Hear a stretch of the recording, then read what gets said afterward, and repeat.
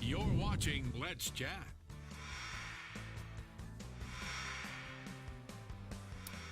For the next 2 blocks here on Let's Chat, we'll be spending a few minutes with Chattanooga mayoral candidate Tim Kelly. Tomorrow, his opponent, Kim White, will be joining us here. And then next week, they'll both be joining us at the same time. So first of all, Tim Kelly, good morning, and thanks for sharing some of your busy time here with us. Good morning, Chip. It's a pleasure to be here and an honor. Quick overview. What on your resume qualifies you to be the next mayor of Chattanooga? Well, I've got extensive experience in the small business and entrepreneurship world. I've spent the last 30 years working both in the car business. I've started, 5 or 6 businesses here in Chattanooga. And I say a lot, the business experience gives you a great deal of experience in organizational management. I know how to run large organizations and large budgets. I'm not, confused about the difference between business and government, but There are plenty of similarities. But I've also spent 30 years in the nonprofit world here. I've been on the board of 15 or 20 local boards, everything from the Girls Club up to being the chairman of the Community Foundation. And so I've had a good lens on the city from high to low, side to side. You've even been on the River City Company I board, was on the right? River City Company board for 10 years with when Miss White was the executive director. Right. So you two have a working relationship We do. of some sort, Yep. Going back a number of years. We do. You grew up here, local product, if you will, stayed here most of your life, and you were talking about some of the businesses you have started. Let's talk for a few seconds about your soccer endeavor. Yeah. What got you into soccer? Well, I've always been a soccer guy. I love soccer. I'm old enough that I've always been a goalkeeper. I broke my fingers. We didn't have gloves back when I played. I mean, nobody wore gloves.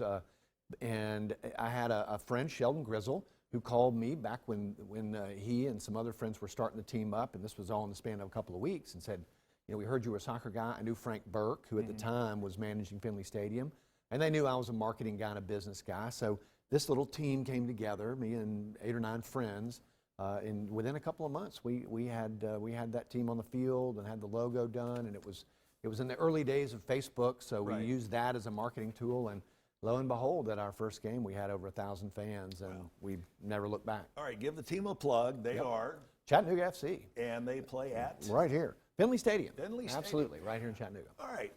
Shifting gears into your campaign a moment, one of your big goals, focuses, if you will, is education.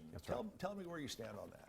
Well, I went back to graduate school and got my MBA in my 40s, somewhat unusual, down at Emory in Atlanta, and I had a professor who was also a psychiatrist, so he taught in the medical school, also taught organizational management in the business school.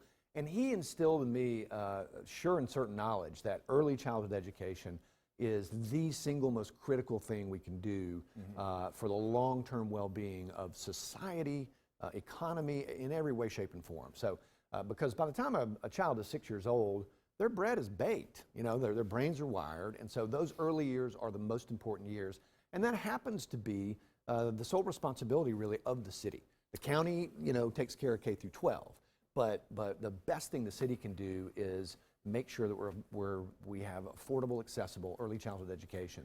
To what extent do you try to reach that? I mean, since you said that the city is not in the school business anymore, that's that's all a county thing. How is, if you're elected, how is your administration going to complement what the county does? Well, by working directly with Dr. Johnson on his goals and objectives, which hasn't been the case so much, and talking to Dr. Johnson, I think they could use a better partner, a more collaborative partner at the city, and we want to help them reach their goals. I'm a big fan of the community schools idea. I'm a big fan of skilled trades education as a way to build wealth in our community. There are great jobs in skilled trades, and not a lot of people, not enough people coming into the pipeline of apprenticeship, and the city can help with that. One of the things you've talked about in your advertisements that we have seen here is affordable housing. Absolutely. Some people say Chattanooga's overpopulated with housing. Some people say we don't have enough. Where do you stand? We do not have enough. I'm an economist at heart, and this is ultimately about supply and demand. We have to increase the supply of housing. My realtor friends tell me, usually there are 2,500 to 3,000 houses on the market at any given time in our area, and there are probably 500 now. So it starts with making it easier for builders to build in Chattanooga under standards. We obviously can't compromise our standards and our planning standards, but we can make it, we can streamline the process.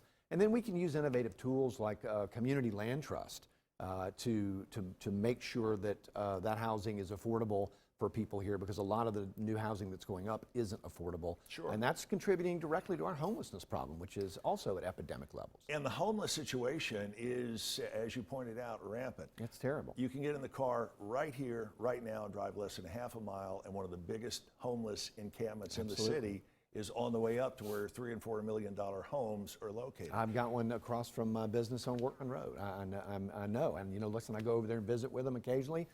They deserve and they need our compassion, but the city has got to be more proactive in providing solutions. Who pays for that?